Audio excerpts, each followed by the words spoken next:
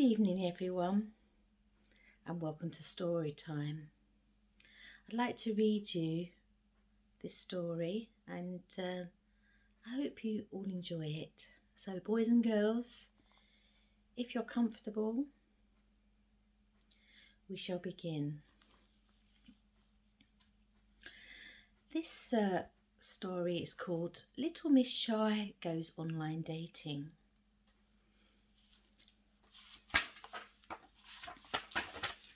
By Roger Hargreaves.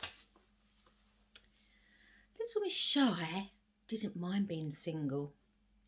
She had grown used to the length of her leg hair, and she loved nothing more than cancelling her plans to stay in with a good book.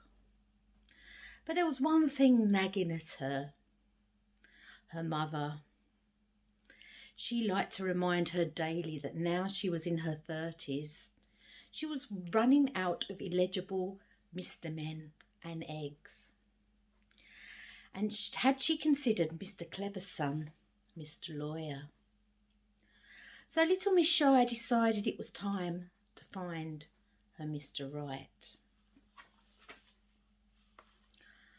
But where should she start?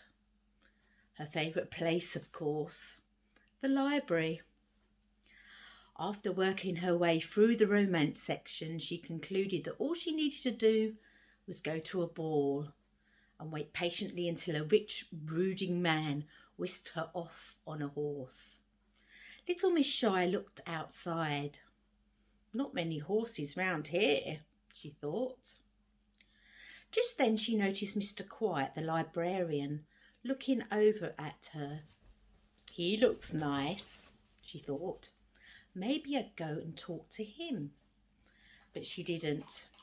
She was too shy. And also there was a big sign saying, "Keep quiet," which she took very seriously. If only she was more like her friend, Miss Contrary. She didn't know it was her PhD in physics, or her blonde hair and orange tan, but little Miss Contrary attracted the attention of all the men and worms in Single Land. Little Miss Contrary couldn't wait to offer her advice. She'd been on all sorts of dates. Speed dates with Mr. Rush, cheap dates with Mr. Mean, expensive dates with Mr. Sugar Daddy, double dates, group dates, past their sell-by dates. Listen, babes, we need to set up a dating profile on Mr. Mender, she said. So in your profile picture, you need to look sophisticated and fun, intelligent but not too intelligent, aloof yet available, effortless and also very attractive. Try pouting with a coy hand over your mouth.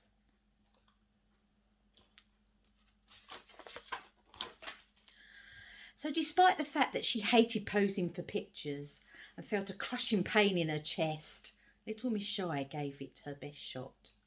And this really was the best shot. #no filter. Now we just need to condense your personality into a few words, said little Miss Contrary. What do you like? Quiet nights in, whispering and financial independence, said little Miss Shy.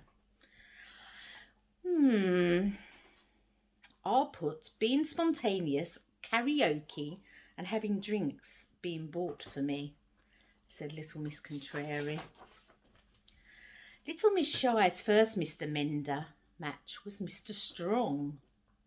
He was a personal trainer with huge guns, great abs and perfectly square jaw.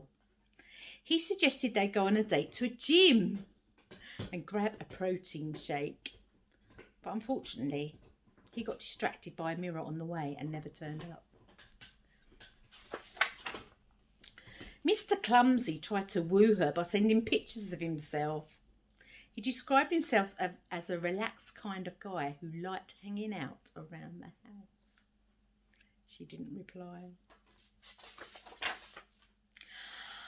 "Oh, finally, this guy looks nice," whispered Little Miss Shy as she swiped through more of the profiles.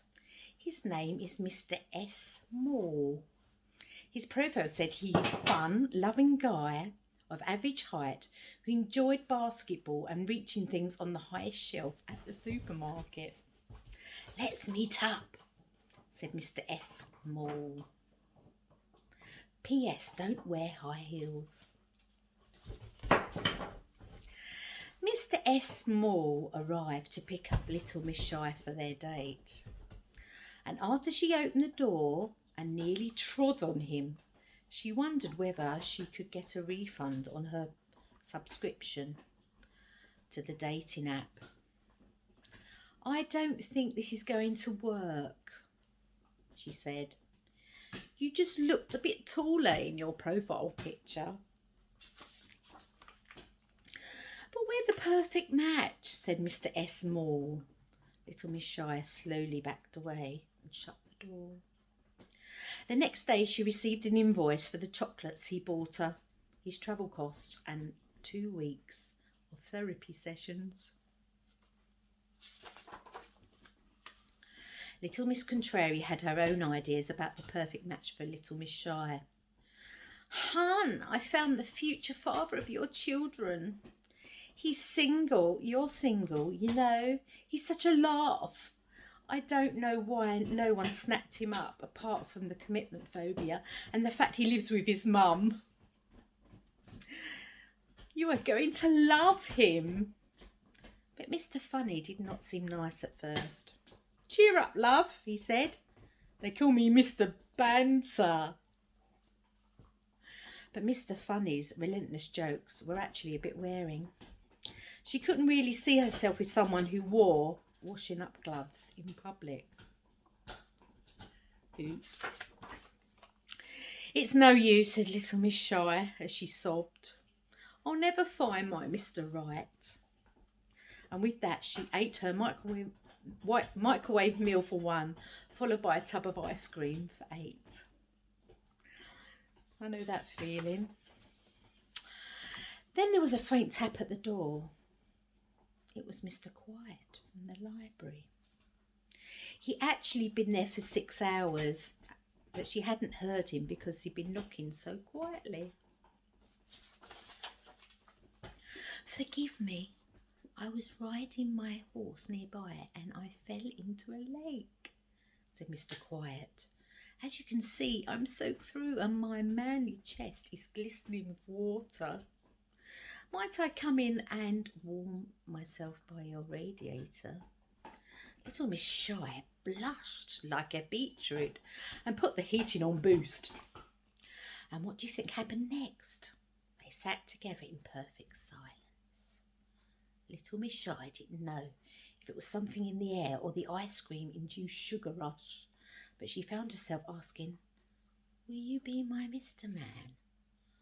"I'd love to," he whispered, and then they went to bed. That's right. He went straight home to his bed, and she got into hers. From that day on, Little Miss Shy was able to let her leg hair grow as long as she liked, and Mr. Quiet was able to play World of Warcraft for 6 days straight, as they conducted their entire relationship from their separate homes. And it was perfect. Thank you for listening. See you soon.